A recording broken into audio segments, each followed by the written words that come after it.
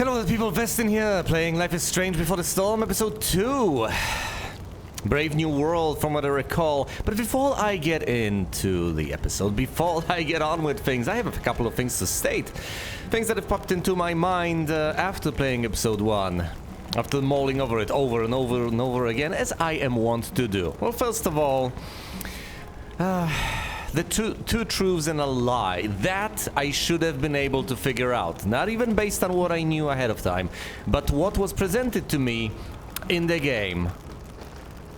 Almost directly, almost immediately before the entire game took place. Hela. Who says Hela? Well, I know the answer to that question, don't I? Who says Hela? Girls from California. So which one is the lie? The idea that she's from New York. She's from California, she's not from New York. I know it's technically not impossible to have lived in both and then move to Arcadia Bay. I get it, but no. She's from California, this has been established before. This was reinforced this was reinforced a moment before the question got asked. But that's not the important part. That's just a personal failing on my part. That's a failure of my intellect. I didn't put two and two together at that particular point in time. Fair enough. I make mistakes sometimes. I may be Vestin, but I might not be Vestin enough. Well, other observations. I have approached this prequel with a couple of questions. A couple of objectives, yes, and then a couple of questions. I had them from the onset. Some of them may have bubbled up further down the line, or may have become more pertinent, may have intensified. Whatever the case, it has also dawned on me that there's this important principle I think I should abide by in general whenever dealing with basically anything, especially anything that involves any degree of detective work, as you might say. That is, if you have any initial question whatsoever, it seems pertinent at the time, and then a lot of stuff gets thrown at you, I would say keep your eye on the ball. That is, don't lose track of the initial question. Just don't forget about it. It sounds very simple, it sounds very basic. But unless it gets invalidated, and it can only get invalidated if you get some sort of an answer, if you get some bit of information that informs your decision to think about the matter in a particular way, unless you actually get some meaningful invalidation to the very nature of the question. If it just doesn't get addressed, keep it in mind. Don't just forget about it and figure, oh well, if I haven't gotten an answer and there are all these things going on right in front of me, maybe I should forget about my initial question and intuition. Don't. Especially when consuming media, this happens to be the exact way to go. Because often enough, this is exactly what happens, isn't it? You have an initial question. A lot of stuff happens. You forget about the initial question. And then you find out at the very end that there's the answer. And had you paid attention to what was going on, and the question you've originally had, you could have arrived at the answer slightly before it was revealed to you explicitly. And you wouldn't have felt as much like a fool in the entire process. It doesn't have to be Citizen Kane. It's not actually, well, whatever. Over here, I had certain questions, and I have certain intuitions. I've also had certain assumptions. And the important part is not to let these assumptions override the evidence of my own eyes. Alright. So first of all, as far as maybe not questions but objectives, yeah, I wanted to find redeeming qualities to Chloe Price. Yes, and I've analyzed her, boiled her down to anger and grief, and I support her in the grief. I guess essentially her existence is what I like to call the existence in the world of low serotonin. Look up the Livenheim cube, the emotion cube. Basically, if you are low on serotonin, you have 4 emotions that you can feel. That's your world. That's where you live. That's all you can ever have. You can have a sense of apathy, crippling depression, anxiety, or anger, depending on 2 other hormones.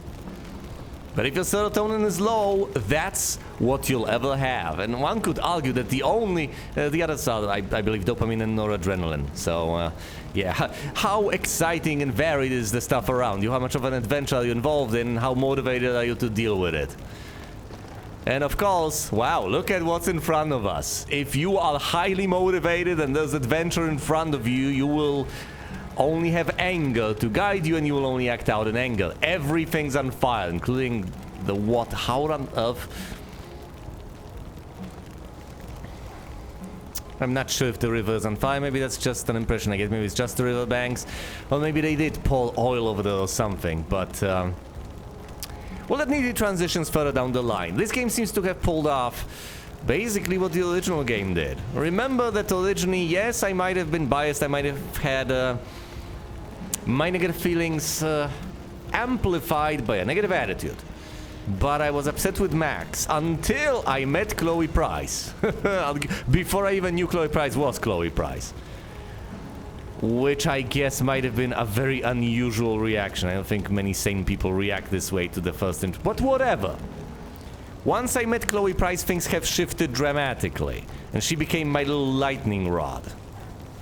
I'm not necessarily particularly proud of that, but it happened anyway.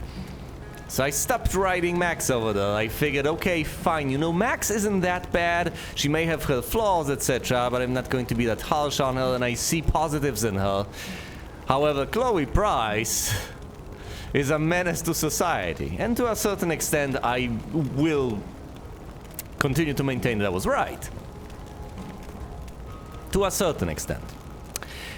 Now, over here we had Chloe Price with my reaction tempered, though it may have been, but by my initial assertion that I would try to be fair to her. And I did try. Yeah, I may have been a bit theatrical with my antipathy, but I did try. Deep down inside, I did try. And even when I was upset with her actions and decisions and attitudes, it didn't necessarily translate to hatred of the person herself, which isn't that much of an achievement, I guess. Just like in the original game, you may note, if you've seen my playthrough, that all I wanted was for her to be happy, and all I wanted was to help her. I just couldn't. Over here we got introduced to Rachel Amber, and I think she is now becoming the lightning rod, though this may be obvious. Objective number 2 was to meet Rachel Amber, and I did meet Rachel Amber. I want to see the lighthouse as well, that's objective number 3. I want to figure out what's going on with those powers. Oh, by the way, we have seen the Trickster, the Raven. So that's also something to keep in mind, something going on there with the spirit animals, the totems, and so on. As I mentioned initially. Beaten that horse to death. Ancient Indian burial ground. So that's one part of it. That's one part of it. Ancient Indian burial ground. Ancient Indian burial ground where Rachel Amber was buried. Where was Rachel Amber buried? At the junkyard. Ancient Indian burial ground at the junkyard? What else was at the junkyard? No, Chloe's father wasn't buried at the junkyard. That was just the old car. And I don't think Ancient Indian burial grounds reanimate cars. But I just seemed to have put 2 and 2 together. Oh yeah, right, the old car was there. So maybe the Ancient Indian burial ground, no, it doesn't make sense. Unless we are to actually claim that Ancient Indian burial grounds are so magical that they also affect inanimate objects. Which I wouldn't put past them. Maybe they induce these vivid dreams, maybe even from afar, I have no idea. The supernatural elements over here we'll have to analyze separately. But Rachel Amber. Who is Rachel Amber? Well, from the initial game we might have gotten a very strong impression about her. Hearing all sorts of things from all sorts of people. Oh, she's perfect, she's wonderful, she's beautiful, she is... great in every single possible way. What else could possibly be said about her? She's this wonderful goody two-shoes, and that's about it. Some would say that's a Mary Sue. They could. But that's not the case. That's not the case, is it? That's not even the truth. That's not even the truth. Come on, Weston. What's the difference between the truth and the case? That's not even... It's not even the truth as far as what we have been presented with. That's not even a full shake given to the opinions we were presented with in the original game. That's the impression you may walk away from, but that's only if you're not paying sufficient attention. So, consider the following. Consider that one of the earliest things we've been told about Rachel Amber was about her relations with Jefferson. That's something that wasn't a complete secret, that's something that people have heard about. And we were told, Max, you don't even know? And perhaps, yeah, she did not even know. It might sound like a meaningless statement, a stock phrase, but there's something to it. Who provided us with the most insight, cryptic though it may have been? The weirdo janitor. The only person to have told us something interesting about Rachel Amber. Oh, she had two sides. On one hand, there was this beauty, happiness, and sunshine, but on the other, there was a lot of darkness and whatever. Interesting set of statements. Interesting insight. So once again, we're getting a more nuanced picture than the one I had painted initially of this wonderful unidimensional person who's great at everything. No. There was a darkness to Rachel Amber. There was something going on there. Initially you may figure out, oh right, darkness, something bad happened to her. No, the darkness is inside of Rachel Amber. You may have seen other things and you may have possibly looked the other way, or you may have dismissed them, and you would have had good reasons. For instance, all of this stuff that Victoria Chase has, well, argued in written form about. Let's not overlook that either. The alleged promiscuity, to put it in fairly polite terms. Now, there are all sorts of reasons to spread nasty rumors when there's absolutely nothing to back this up. Of course, I mean, it is a high school, it's cattiness, it makes perfect logical sense for this to be going on. And I'll go further than that, I'll claim that that probably is going on. But, as some people like to say, two things can be true at once. Just because plenty of people dislike her for whatever reasons, and may be tempted to spin the yarn, make stuff up about her, doesn't mean that that stuff is necessarily untrue. They might by accident be onto something, or not so by accident. Oftentimes people are pretty complex. Often enough there's something negative about them. Now, if you point to that and say, well, here's a bit of evidence, now imagine all the other evidence we haven't seen, well, that's nasty and it happens all the time. And of course, the naive fool will be the person who looks at the situation and figures, he must be lying about this one thing. No, the person is lying about every single thing you're not presented with. The one thing probably is true. But once again, that's because people are complicated creatures. And if you happen just to find one bad thing about a person, well, that presumably shouldn't invalidate the entire person. But that's a separate subject entirely. Rachel Amber. We know a variety of things about her love life from the original game, don't we? How is she in love with Chloe Price? Well, perhaps a decent bit. Perhaps not at all, but I'll get to that in a moment as well. But we do know what ends up happening, don't we?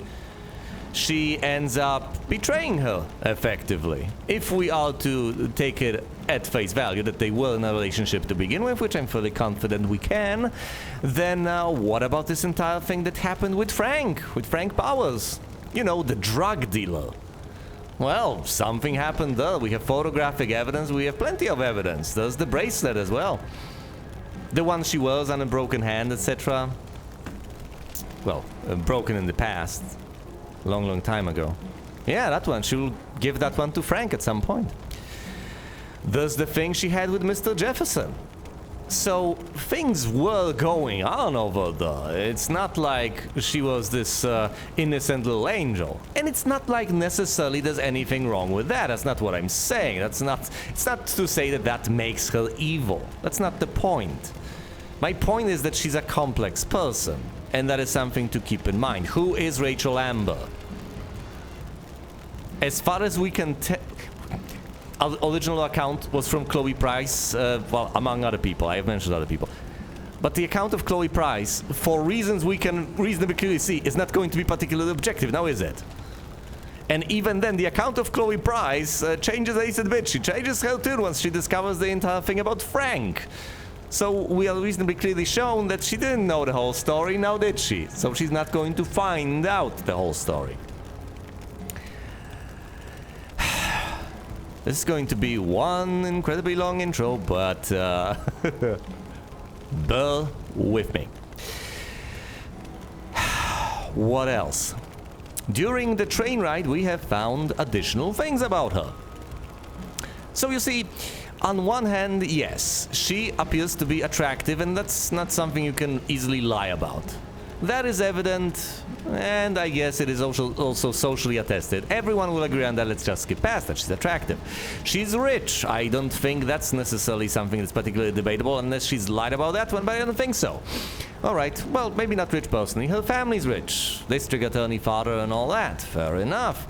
Alright, and she's intelligent. She gets good grades. Tough to fake that. We also have evidence from the original game, as far as I understand it. We did see that file.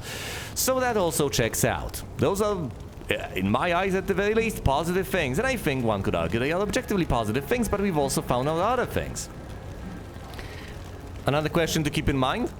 Why Chloe? We will get to that. What other things? Well, during the train ride, we've had a conversation, we've played a little game, and she herself pointed out she expected Chloe to cheat. She mentioned explicitly to Chloe, hey, you don't have the best reputation as a trustworthy person. And quite frankly, people think you're scum, people think you lie, people think you do this and that, etc. You're not trustworthy, you're not a good person. And you might wonder, well, hold on, Rachel. If you think that, do you think that? If you've heard that, do you want to see if they are right? Or is this something you have taken into account and agreed with? Is this something that has attracted you? Why exactly would you interact with her if that's what you've heard?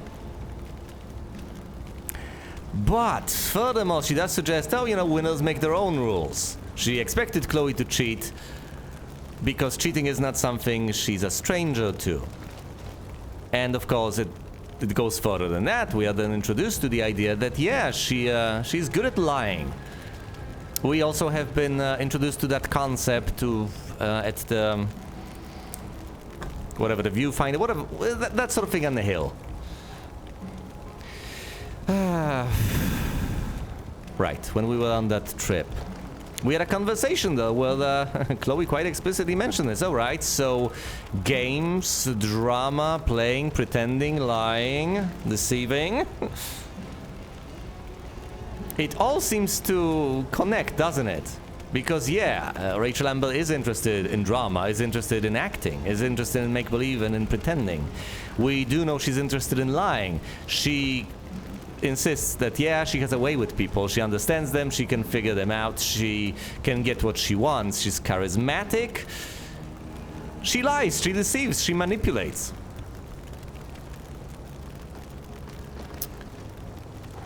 And then, when she got angry, she ultimately set a tree on fire. A tree hundreds of years old.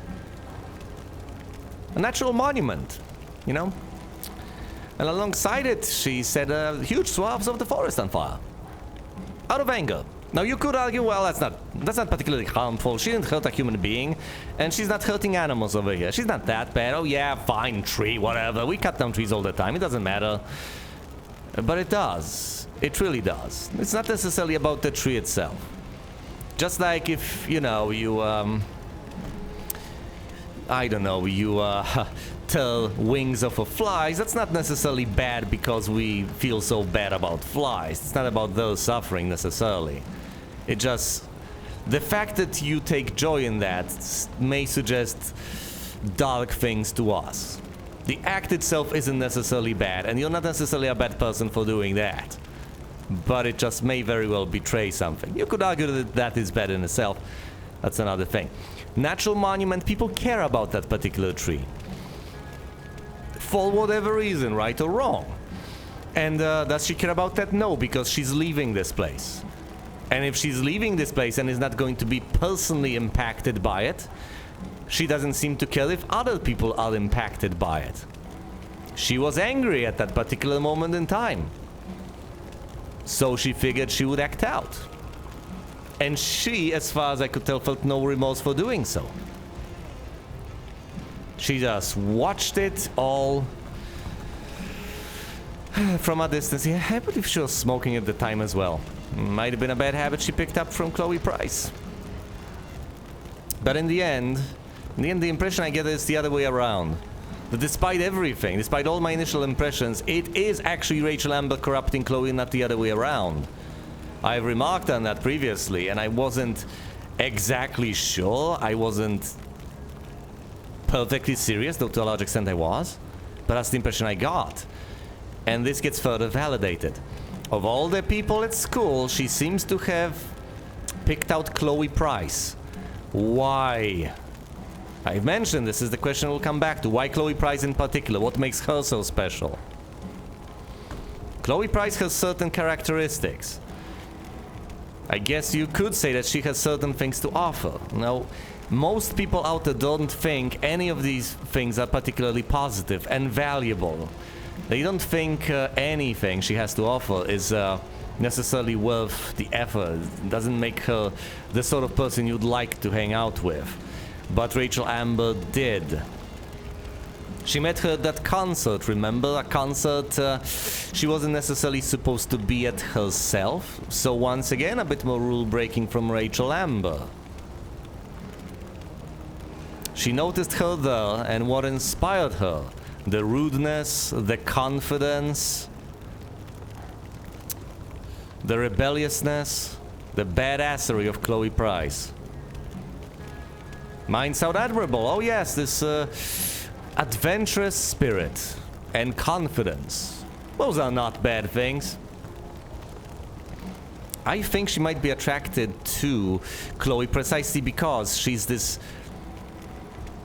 manipulative, nihilistic hooligan, a delinquent.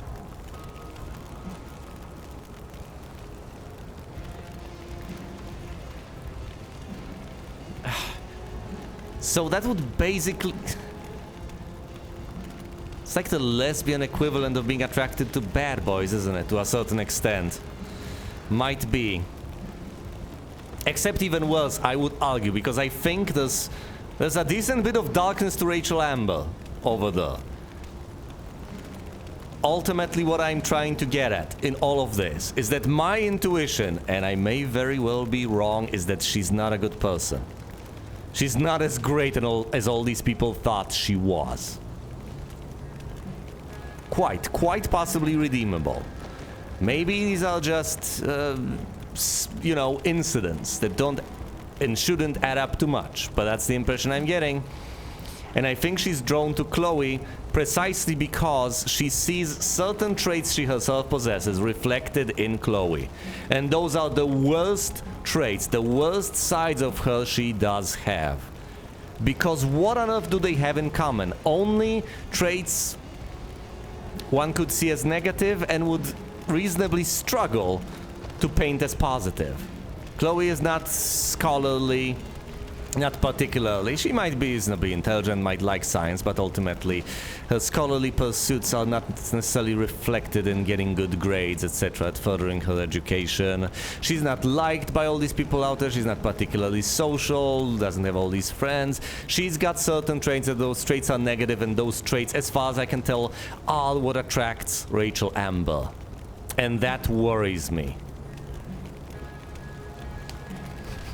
It worries me because, Logos help me, at this point I genuinely care about Chloe Price. And I want what's best for her. And my impression is that she's not going to find it alongside Rachel Amber.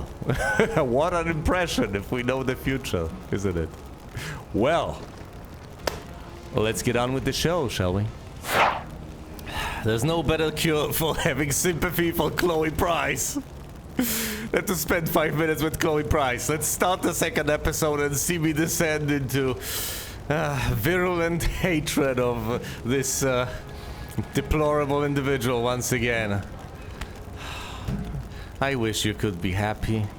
But you're doomed. You're a doomed protagonist, Chloe. I wish I could help you, but I cannot. Previously on Life is Strange Before the Storm. I can't believe Firewalk is playing a show at the old mill. I'm gonna teach this little punk some manners. Hey! Dickhead! Look at her. Get the fuck out of here! Between your grades and your disregard for my rules, I see you slipping. I'm worried. We don't have to like each other, but you will respect me. Hello, Black Owl. Chloe, do something! Hey, do you know if Rachel is a gamer? How would you like to join me on a little field trip? Don't be surprised, Chloe, if one day I'm just out of here. Let me know if you need an accomplice. Damn, they are really going at it. You remember that guy that we saw under this tree with that woman? That was my dad.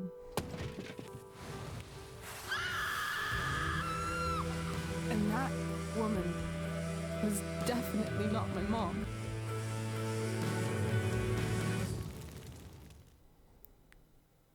There was so much force in that wind. The eloping today, though. I know where we are, I know who this is, I know what's going on. I know that the parents, yeah, whatever. Then she'll not be here. Oh, is she here? Wait, a bracelet. Rachel Amber is here. Interesting. Miss Price, how good of you to join They us. haven't ran away yet. I'm so sorry we're late. My shift ran late at the diner and then just sorry.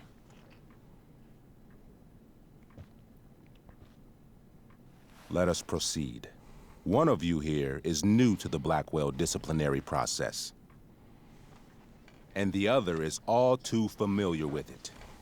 Blackwell's code of conduct is built upon a foundation of mutual respect meant to foster an environment conducive to education and enrichment. When that respect is violated... Reality check time. Yesterday did actually happen. I ditched school with Rachel Amber, and then Rachel really did start that fire. And that was after we actually agreed to run away from here. Right? Yes, but if only you could... Are you paying attention to me, Chloe? No, she's not. What? Miss Price, the last time we met, an agreement was brokered. Do you recall what that was?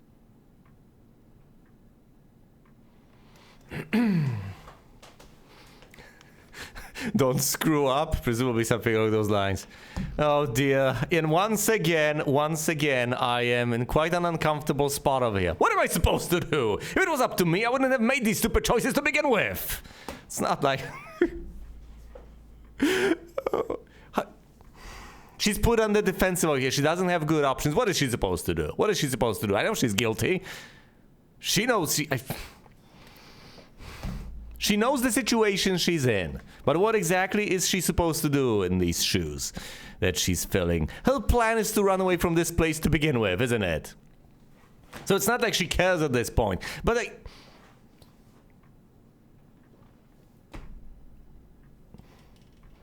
I don't want to be as disrespectful as I possibly can be in these circumstances, although it bothers me because maybe, just maybe, that's exactly the way she'd act. Although with her mother here, perhaps some regard for a sense of decorum and decency might be had.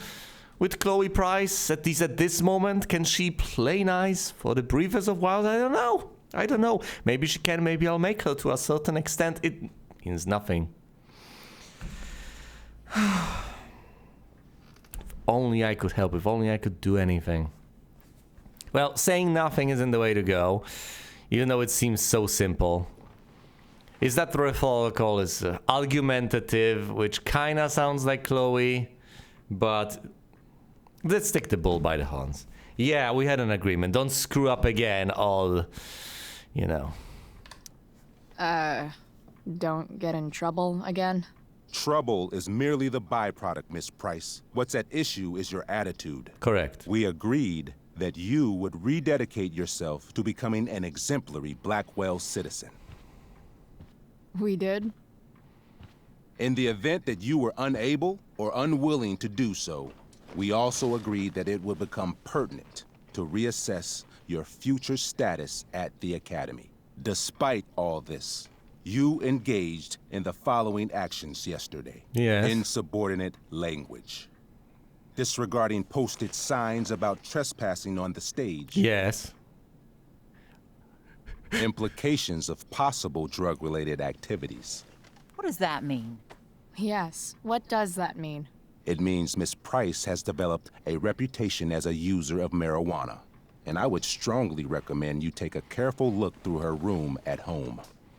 Shall I continue? Reputation is... Witnesses saying you were involved in bullying Nathan Prescott. The hell I was. I stood up for that little weirdo. I suppose that's one interpretation of events. Nonsense. Say what you That's a will about my fact. daughter, but she is not a bully. Correct. So you're wrong on that one. Maybe you should be talking to Drew instead of me. You know, the guy who actually did what you're accusing me of. Correct. Mr. North's situation requires sensitivity. It will be handled separately. Oh, I see. I And understand. Chloe's situation is less sensitive? Yes. She doesn't I matter. do not discuss other students' situations.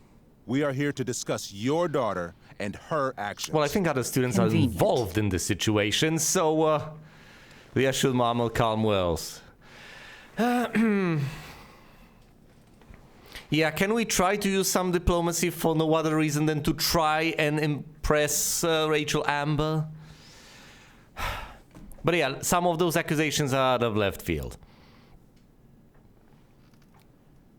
Some of those things are things I could have done better. For instance, I could have refused to curse out the principal. I could have refused to walk on that stage. And I could have ignored the situation with Nathan entirely. Though, the Nathan accusation is the dumbest of all here. She actually stood up for the little guy in that particular situation. She's absolutely in the right. I think ditching school is the worst thing she did yesterday. So yeah, let's calm Wells.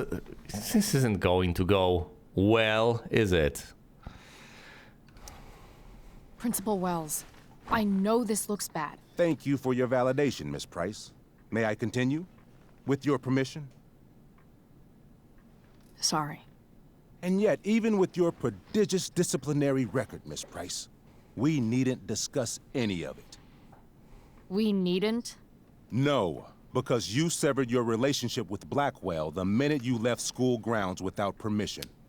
Yeah. So What does that mean? none of this It matters. means you forced my hand. This is a consequence of your actions, Chloe. I have no choice I but made to... her do it. What? What? I What? figured she'd do Yesterday that. was all me. I figured. idea. I figured. I was having a bad day. I needed to blow off some steam, and I took it too far. Chloe tried to talk me out of it. I've been down that road, she told me. You're better than this. But I wouldn't listen. See, Chloe was afraid I'd get in trouble or hurt, so she came with me. But only to keep me safe. She's like, why would you dig yourself I'm just deeper? sorry you got caught up in it, Chloe. That you allowed me to drag you down to my level. Can you forgive me? She's taking a dive for you. Okay, look. Oh dear. This is a complicated situation because look, we can't necessarily coordinate, can we? We are communicating over open channels right here. And I'm already frustrated with what Chloe's been doing. Don't undermine what she is doing. She's already taking a dive. She's already offering a sacrifice over here. And quite frank, to a certain extent, what she's saying is truthful. Now, obviously, she's embellishing that a lot, and she is painting a wonderful picture of Chloe Price in all of this, which, quite frankly, is commensurate with the fact that she was willing to stand up for Nathan over there. It would make sense that, you know, she doesn't bully, and she's trying to do the right thing. It's as if we're kind of nudging her in the right direction. However, that's largely a lie, that's largely a fabrication. And over here, once again, I have the choice between doing what will presumably bring a more favorable outcome, if any, or all honesty. I could go with honesty, but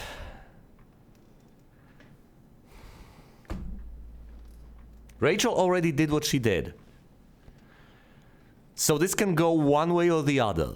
Now, either, you know, either we go along with the lie, and she has to live with the fact that she has lied. Presumably she's lied numerous times in her life, as I have explained in the intro quite extensively. She's a liar by heart. She's not perfect by any stretch of the imagination. She just paints that picture of herself to everyone, largely. Quite a fallen angel in my eyes. We either accept that sacrifice and let her live with having told the lie, or we pick the worst of both worlds. We let her tell the lie to try to defend us. Pay the price, and then... Pay the price, Chloe Price. And then we invalidate that entirely by immediately dismantling her story and figuring, hold on, you're lying. You're lying about this entire situation. That's not what I did. That's not what happened. Except, of course, that there is still a possibility that if Chloe Price were to, at this point, stand up for what is right and say, no, hold on, you're taking a dive, this is not all right. This is not all right. It's true that you've talked me into this entire thing, but I wasn't necessarily trying to stop you. It's not true. You didn't put me in that position. Actually, she did. She kind of did. She could have refused, but that's a separate story. It wasn't exactly as dramatic as she presents it. Maybe she would garner more respect by being willing to stand for what is true, even though it ultimately highlights her abominable behavior, you know, her truancy. Maybe that would be the right thing to do, even if it brings her negative results. So once again, do I do what I think is right? Do I do what I think Chloe would do? Do I stand up and defend Rachel Amber in the eyes of everyone, or do I roll with it? And quite frankly, you know what? I roll with it. Remember the time she threw Max, of all people, under the bus?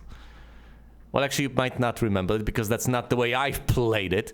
But apparently, if you play it alternatively, and if you, I believe them, keep Max in the closet, etc., and basically do nothing, say nothing. No, if you don't. No, if you don't, then she just blames it all on Max, the entire drug situation. So she is not above that. Although maybe she cares about Rachel Amber more. But yes, I am going to roll with it, and I'll say, of course, I forgive you.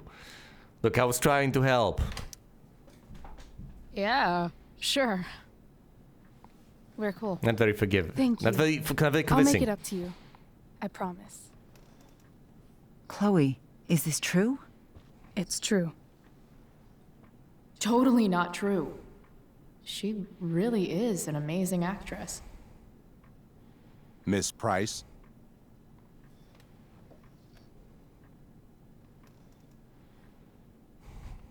Look, you've dug yourself in with that one.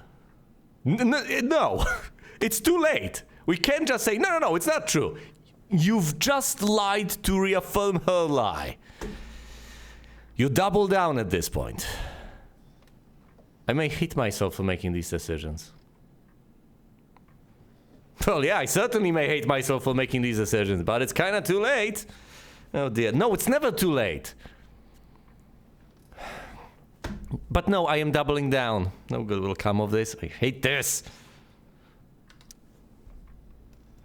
Fine, yes. It was her idea, but it's not like she kidnapped me. We were in it together. Miss Amber, based on what you've just told me, I have grounds to punish you. Are you sure what you've told me is the truth?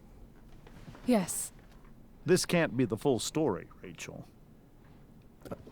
Ray. Just to be clear, Miss Amber, you're sure Chloe Price didn't coerce you, or... Coerce her? I'm just trying to get to the bottom of why someone like Rachel... Oh, I think we're clear, Principal Wells. Someone like Rachel, but not my daughter. Excuse me?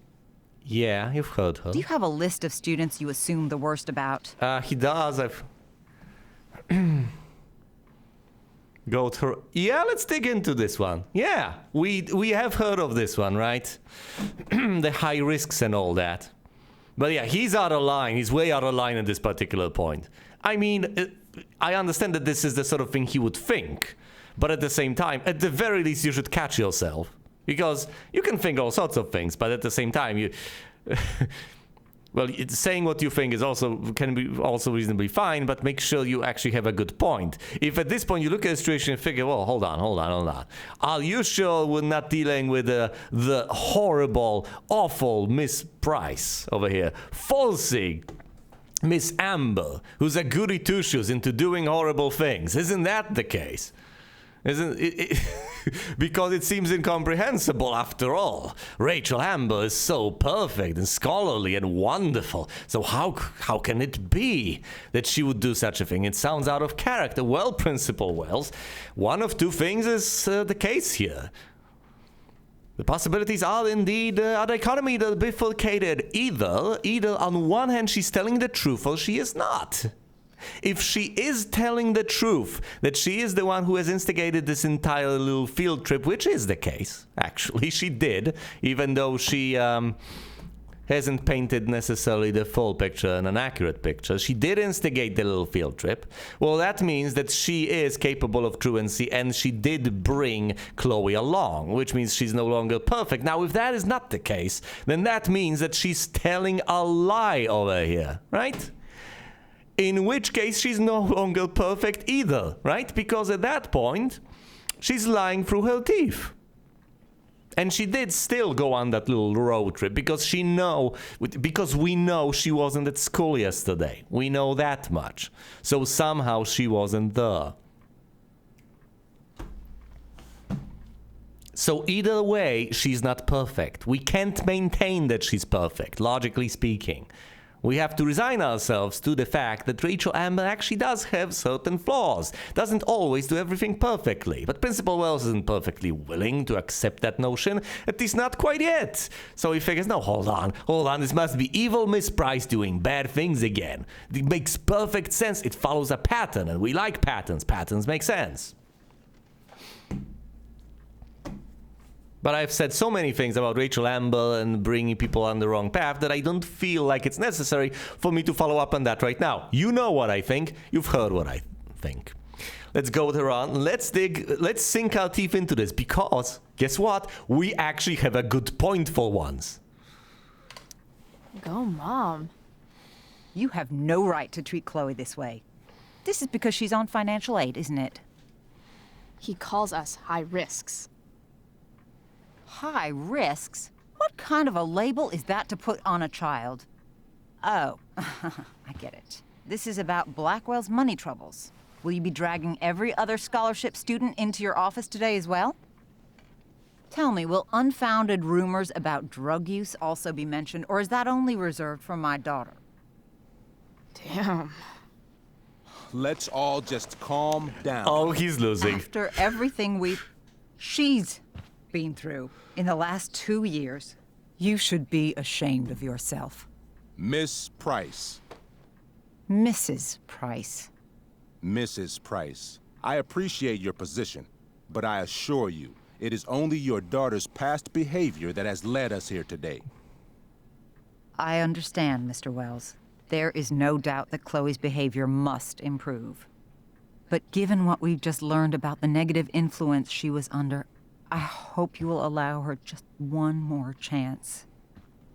Miss Amber, I am as surprised as I am disappointed in you. I understand.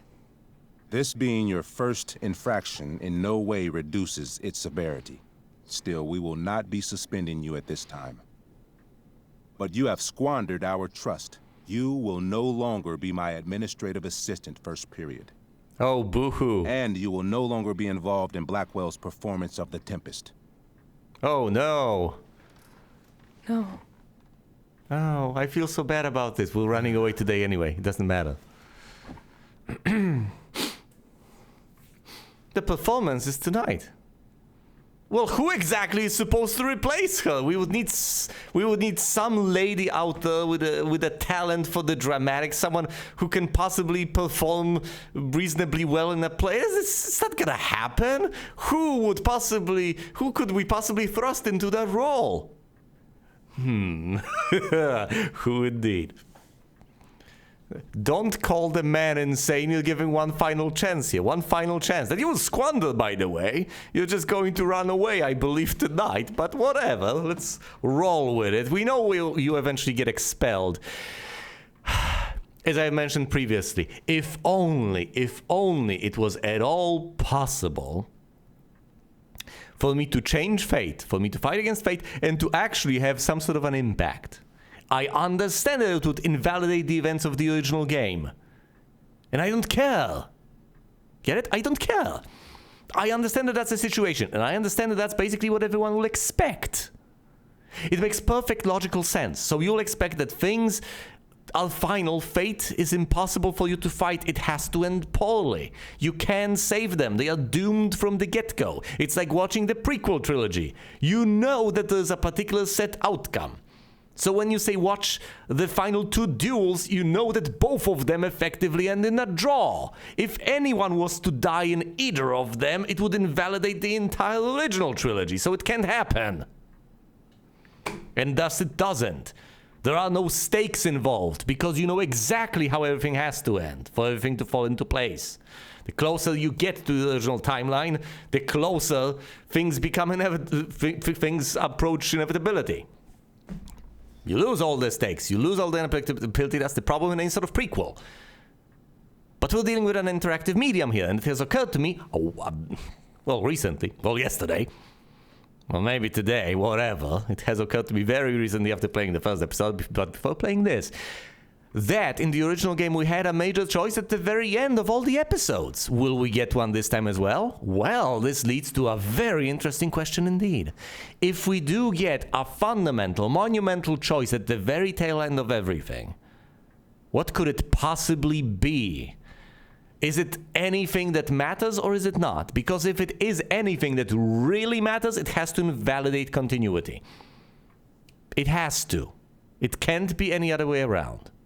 Whereas if it doesn't, well, then we'll end up with some choice that will be pumped up, just puffed up to be grandiose, but in the end will not really matter all that much, because all the events of the original game have to happen anyway, and thus our decision will end up being minuscule in its significance. So those are my thoughts as far as, the entirety of the thing is concerned. But for once, I'm not stalling because I'm playing a survival horror game, because I'm not playing a survival horror game. I just like to talk. The performance is tonight.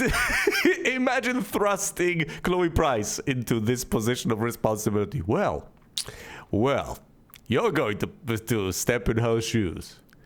Of course she will. Will she, though? I mean, let's see. But the performance is tonight. For someone so aware of our school calendar, Miss Price, I would expect fewer absences on your record. Cheap shot. Ray, she loves that show. Since this is her first infraction, don't Mr. you Amber, think, I don't tell you how to run the district attorney's office. Please don't tell me how to run my school.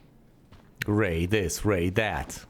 There's a reason we have understudies for all circumstances, accidental and deliberate. I'm sure your understudy... Victoria Chase. Yes, I'm sure Victoria Chase will do fine. Oh, she'll be so happy about That this. is What such... was that, Miss Price? Nothing. Chloe is upset for her friend, but we are both grateful that she is not going to be unduly blamed for what happened. Thank you. There is plenty of blame to go around. Chloe's future at Blackwell will be discussed next. Unless you had something to add first, Miss Price. Do you?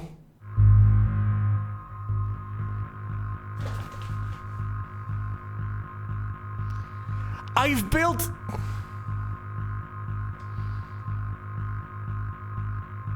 Oh, God.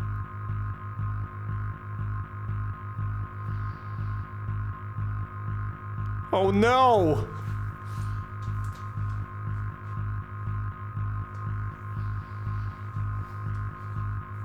Speaking about meaningful decisions, oh, this hit me like a truck.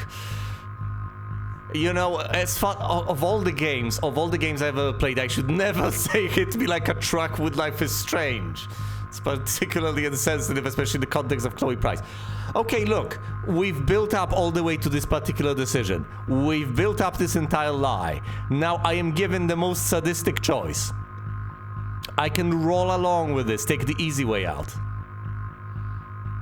Or I can undermine everything that has happened so far. Every single bit. Every last bit of it. Which will undermine the credibility of Rachel Amber. It will undermine the credibility of Chloe Price. It will end up in the worst possible fate for both Chloe Price and Rachel Amber. For both of them. And it will take effort because this is a challenge. So I'll need to actually make the right choices along the way so as to get the right answer. And even in the end, if I do make all the right choices, navigating this dialogue perfectly, I will still end up with a terrible outcome. But the alternative is to willingly roll along with it and throw Rachel Amber under the bus. This is agonizing. I understand the ramifications of all of this, and instinctively, I feel like going with the harder option is the way to go. It squanders everything. It undermines everything. If I had opportunities in this dialogue, at least 2 if not 3, to immediately dismiss this, to immediately refuse to go along with it and say, no, Rachel, that's not true, that's not what happened, this is nonsense, I'll take the blame. Because ultimately I was perfectly willing to skip school, you didn't hold a gun to my head. But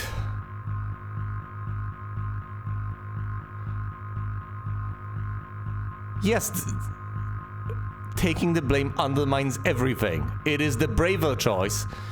It ruins everything. It shows that Rachel is deceptive. She's perfectly willing to lie about a great many things. It shows that Chloe is a horrible person and deserves more severe punishment. It immediately ruins our relationship with Rachel, who has just constructed this elaborate lie to get Chloe Price out of trouble. It helps no one. It helps no one. It's just a misguided attempt at doing the right thing by Chloe Price in this circumstance, who figures, oh no, this play is so important for you. No, I'm going to do the brave thing. I'm going to throw myself under the bus for your benefit.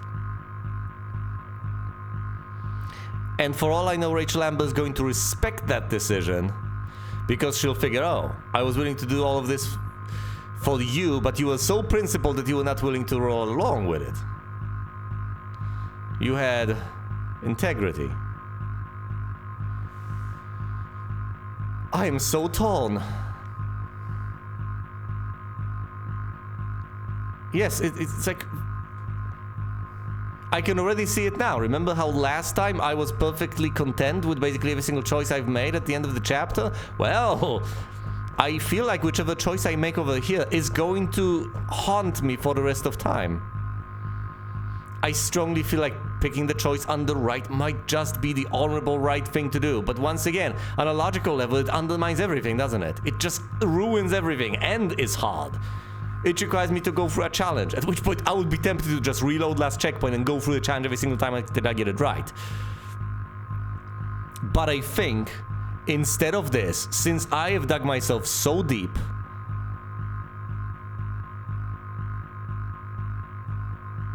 I'm going to go along with Rachel.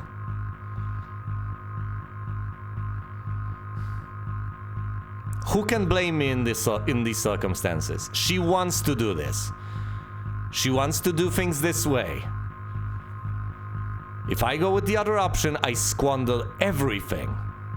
Absolutely everything. I ruin things for the both of us. I only serve, well, honesty and integrity. I hate this. Because every single step of...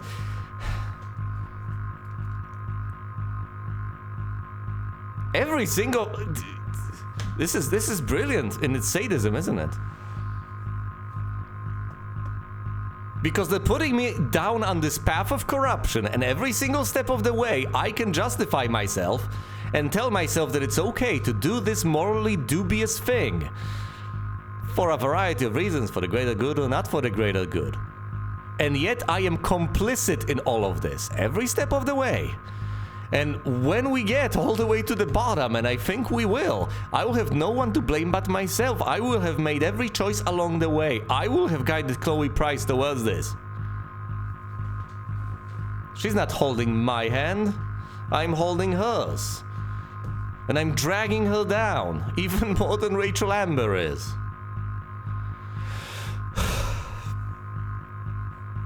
So what do I do? The right thing?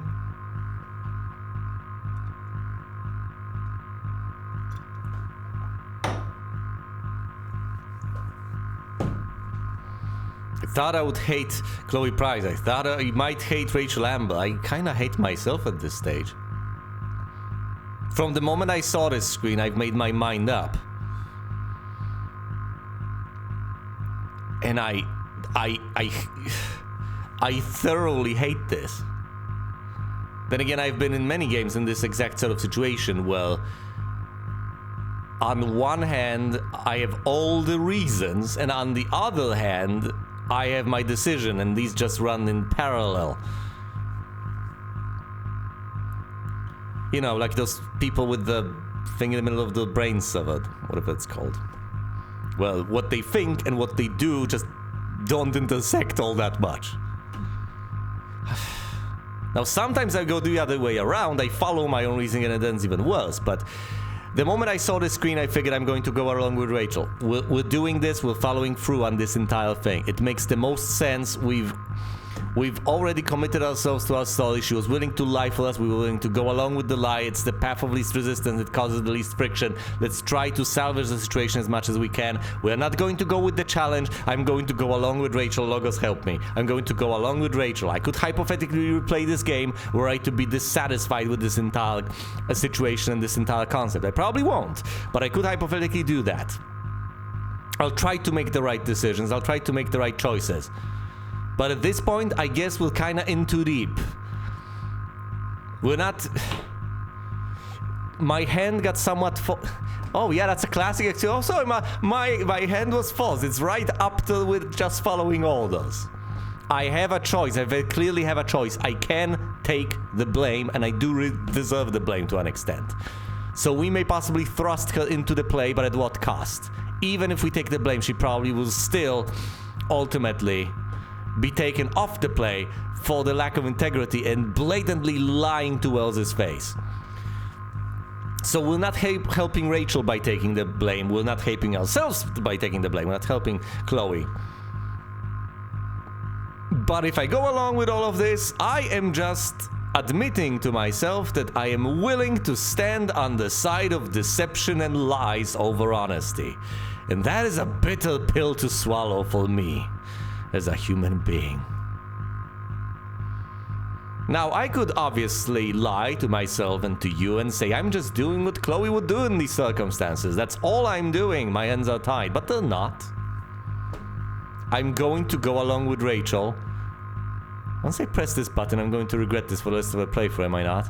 Well, maybe I should press the other one.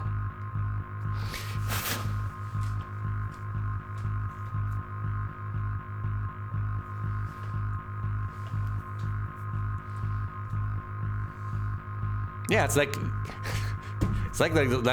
those. It's not like those people with the severed thing. It's like those people with severe damage to the frontal lobe who can no longer make decisions because they can rationalize the entire thing. They can go through every single thought, but they don't have that part of their brain that it just springs to action. The one that facilitates emotional control that ultimately drives them to commit to something when they are undecided on a logical level.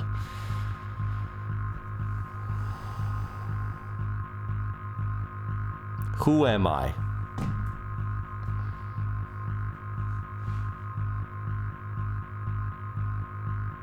Oh no, it's even worse, hold on.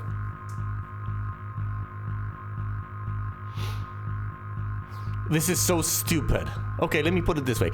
I have also thought about another thing a while back, and it's the following.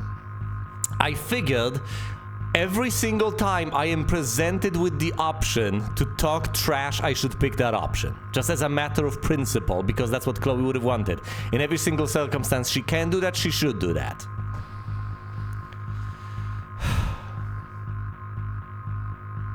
But if I just roll with that, then I'm just being dogmatic in my decision. And now I'm willing to say, well, in that case, I am going with the more sophisticated option. Yes, I'm going with the more sophisticated option by rolling with the lie.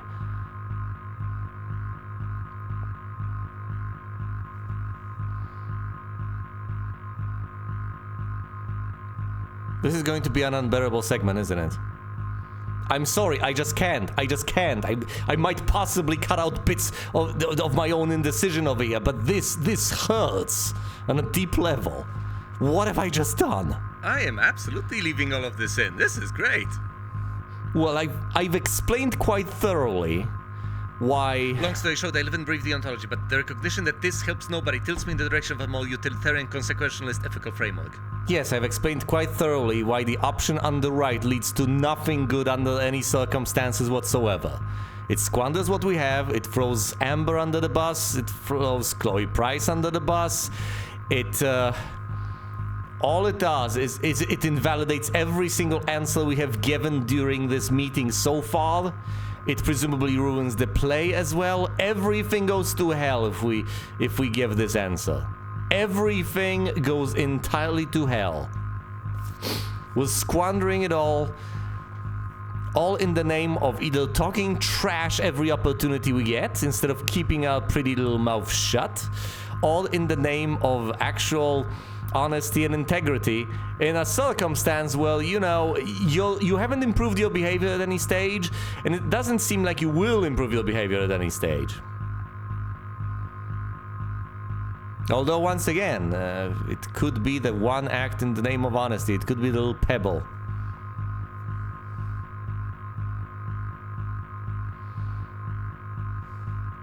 One more aspect that gnaws on me is the option on the right is brave. It shows that Chloe is... It's rash, it's stupid, but it's brave. It shows that Chloe is willing to make difficult decisions, is willing to commit to certain courses of actions that might not necessarily end well, but are decisive. Oh, I have committed myself to picking the left option so much, and I've explained in oh so many words why picking the option on the right is so stupid. Very, very few things. If I ruin things for her and for... Tell you what, there's a perfectly valid, perfectly reasonable, perfectly believable world in which I pick the option on the right. And my goodness, maybe that's even the main universe in all sorts of senses. Because it sounds like something I would have done. I'm going with the option on the left. Quite possibly immediately regretting it, but I'm going with the option on the left. Logos, help me. No. Nothing to add. I'm glad. Though Chloe may not have been the mastermind of yesterday's events, it was, as I prefaced, the proverbial last straw. In light of your many past transgressions, I have no choice but to suspend you for the rest of the year. It made no difference. But it was the other girl's idea. She confessed. And she will be punished accordingly, but that does not absolve Chloe of her responsibility. You know what? I used to think Chloe was exaggerating about you, but now I see that she didn't go nearly far enough. Mrs. Price, let me remind you that Chloe's case for reinstatement begins now. Her actions and those of your own will be weighed carefully when the time comes. Do you understand me? Both of you.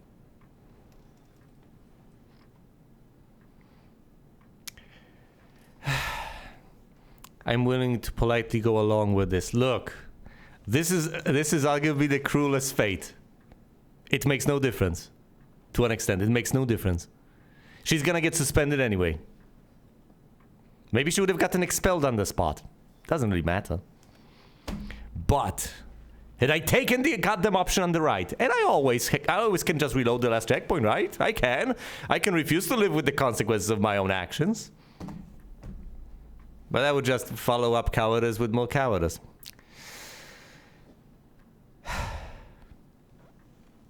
It makes no difference.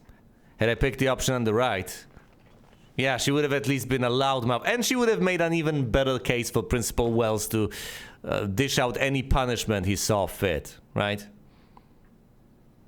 Doesn't matter. What could she have possibly said? Do you think she could have possibly intimidated Wells into anything in this situation? Nonsense. She could have made the case that Rachel Amber lies through her teeth, and ultimately it wasn't the way she said it was. Now that wouldn't have really helped. You know why? Because, once again, the fundamental thing that Rachel Amber has going for her is precisely her manipulative, lying nature. So it's significantly better to pretend that she has done one wrong thing, rather than that fundamentally, as a human being, she's rotten and she will lie to you every chance she gets. Even though, I presume the impression would have been completely different. The impression would have been, oh, I see, you've lied this one time because you're so kind and generous that you wanted to help this poor girl. Oh, you're even more of an angel than I had initially thought. Well. That's still bad. Yeah, I think not much difference has been made over here. Except, wow, that as an upshot of all of that, I have revealed myself to ultimately be a coward and a liar. Who knew? Yeah. I mean, as much as I ever do. Chloe? We understand, Mr. Wells. I will have Skip Matthews escort you to clean out your locker. You may wait outside my office until he arrives. That is all. Good day, Mrs. Price. Mr. and Mrs. Amber. Ray. Come on, Chloe.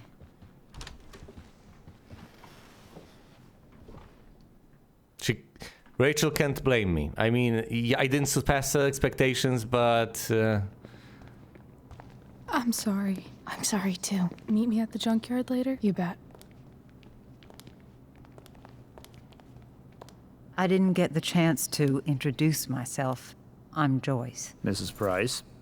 I'm Rose. This is James. I'm sorry we had to meet like this. No, I'm sorry. I'm sure for you this is an unusual circumstance. We really should be going. Nice to meet you.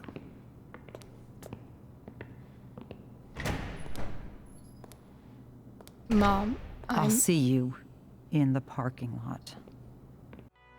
That was quite something, wasn't it? Alright, you could also argue in stark contrast it was almost nothing. A lengthy intro and a single scene. Despite that, I have absolutely no remorse for moving at a snail's pace. I take my time, analyze, I savor. For all the more of the same, watch the next part of my Life is Strange Before the Storm playthrough. Thanks for watching, and you will see me elsewhere.